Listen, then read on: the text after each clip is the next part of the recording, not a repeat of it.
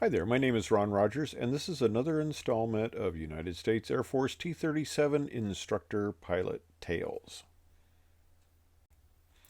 Now, as I mentioned in another video, the T-37 is rather daunting to fly. Lots of knobs, buttons, levers, lots of maneuvers, spins, acro, navigation, formation, contact, which is basically flying around the pattern.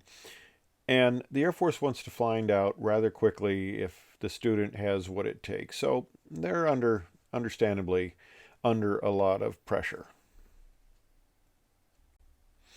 Now, I was an instructor back at Vance Air Force Base in the mid 70s, and here's a picture of the runways.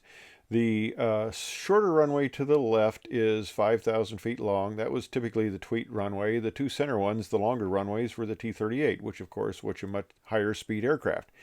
Now, with all the student training we did, that one little runway wasn't quite enough to hack it. So we had an out.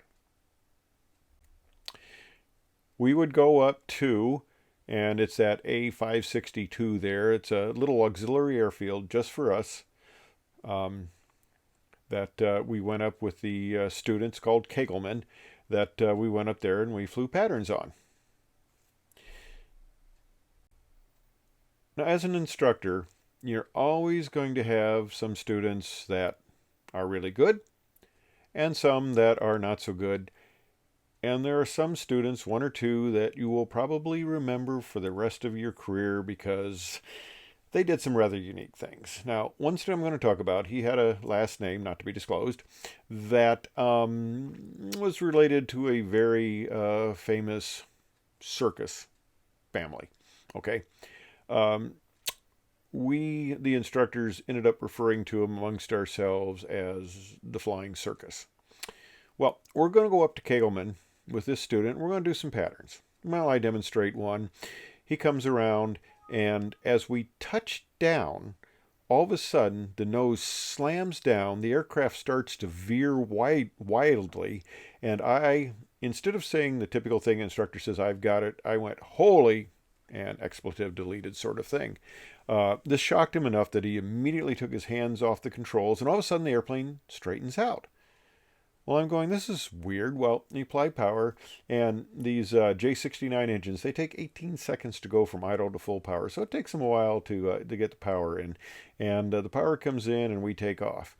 And come around, well, I don't know what's going on here, but let's, I decide I'm going to do a landing just to check it out. And I come in, and as I'm slowing down, I get this, and as I speed up, it goes higher, and I go, what is that weird little noise?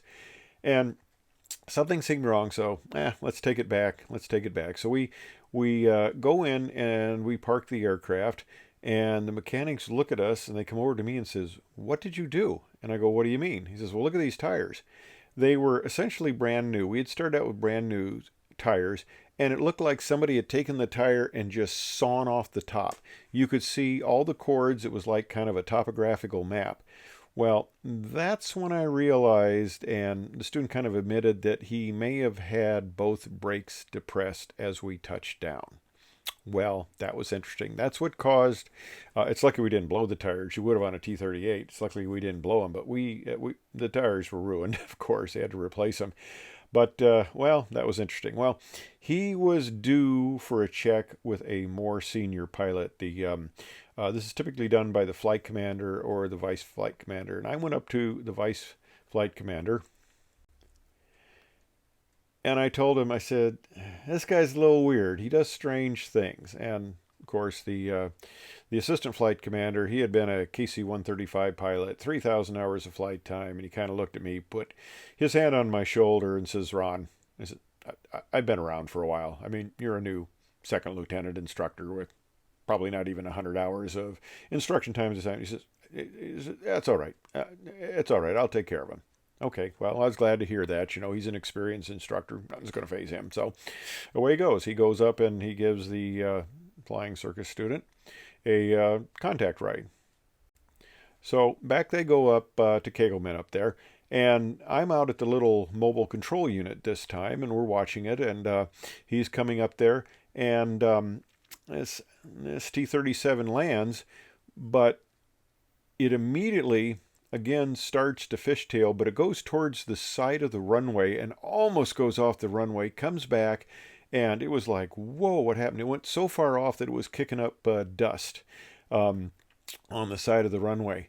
And then he just takes off, and I hear the instructor, captain, the assistant flight commander, say, "We're going to the area." Okay, that's fine. Well, I go back to the briefing room, and the student comes in and he says, you know when we landed up at Kegelman and you said, holy expletive deleted? Well, I said, yeah. And I said, well, Captain, I'm not going to disclose his name either, said the same thing. And I said, what did you do? And he says, I'm not sure, but it was about the same thing that happened with us. Well, okay, he goes and sits down. Shortly thereafter, I'm out in the hallway, and the captain comes sauntering by. His eyes are kind of down. He looks rather dejected. He walks by and says, "You were right about him. You were right about him." And he just shakes his head and walks on. Well, I found out that, for me, it was a little nicer because he landed with both brakes locked. So we just kind of, fishtailed a little bit.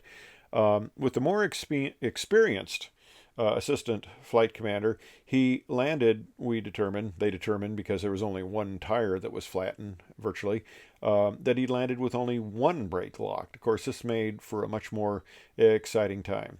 And debriefing the student a little bit, he says, we went to the area, and I started to say, Captain, and he says, shut up.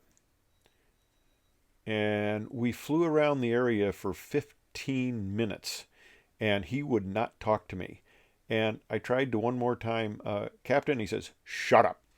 And so I didn't say anything, and we came back in and landed.